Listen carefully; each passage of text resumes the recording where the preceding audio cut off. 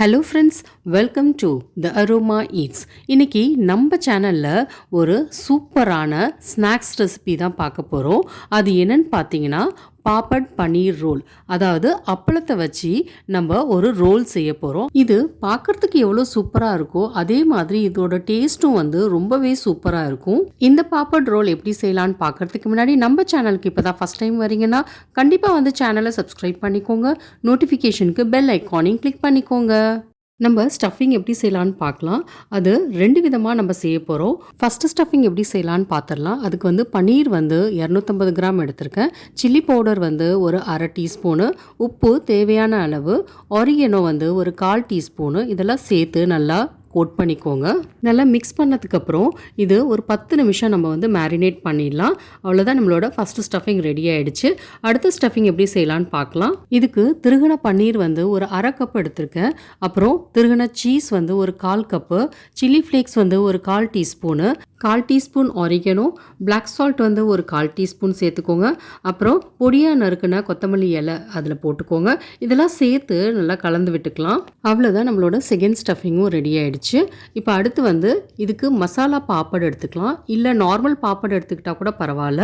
இந்த அப்பளத்தை 1 நிமிஷம் அளவு தண்ணியில் ஊற வச்சிடலாம். ரொம்ப நேரம் ஊறுச்சுன்னா அது உடஞ்சி வந்துடும். அதனால ரொம்ப நேரம் ஊற வைக்காதீங்க. இப்போ தண்ணியிலேருந்து எடுத்துடலாம். தண்ணியை இந்த மாதிரி எடுத்து விட்டுட்டு அதுக்கப்புறம் ஒரு போர்டில் எடுத்து வச்சிடலாம். இல்லை பிளேட்டில் கூட வச்சுக்கலாம். இதுக்கு மேலே சாண்ட்விச் ஸ்ப்ரெட்டு, இல்லைனா சீஸ் ஸ்ப்ரெட்டு, இல்லைனா மயோனிஸ், இந்த மாதிரி எது வேணாலும் அது மேலே தடவிக்கலாம். தடவிட்டு இப்போ நம்ம கட் பண்ணி வச்சுருந்த மேரினேட் பண்ண பன்னீர் ஸ்லைஸ் இருக்குல்ல, அதை வச்சுட்டு இதுக்கு மேலே சீஸு, கொத்தமல்லி இலை இதெல்லாம் போட்டுட்டு நம்ம மூடிட்டு நம்ம ரோல் பண்ணிடலாம். இந்த மாதிரி 2 சைடும் ஃபஸ்ட்டு க்ளோஸ் பண்ணிவிட்டு அதுக்கப்புறம் ரோல் பண்ணிங்கன்னா அதோட ஸ்டஃபிங் வெளியில் வராமல் இருக்கும்.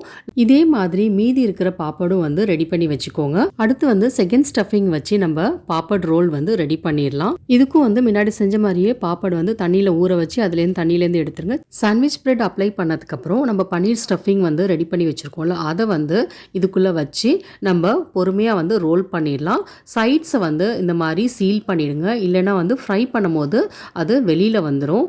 இப்போ ஃப்ரை பண்ணுறதுக்கு தேவையான அளவு எண்ணெய் சூடு பண்ணிக்கலாம். இது ரொம்ப சூடாக இருக்கக்கூடாது, மீடியம் ஹாட்டாக இருந்தாலே போதும். இப்போ நம்ம ரெடி பண்ணி வச்சுருந்த பாப்பட் ரோல் இருக்குல்ல, அதை இதில் ஆயிலில் போட்டு ஃப்ரை பண்ணிடலாம். ஃப்ளேம் லோலியே இருக்கட்டும். இப்போ திருப்பி போட்டுருங்க. இந்த மாதிரி கொஞ்சம் லைட் ப்ரௌனு இல்லை கோல்டன் ப்ரௌனு கிறிஸ்பி ஆகிற வரைக்கும் ஃப்ரை பண்ணி எடுத்துக்கோங்க.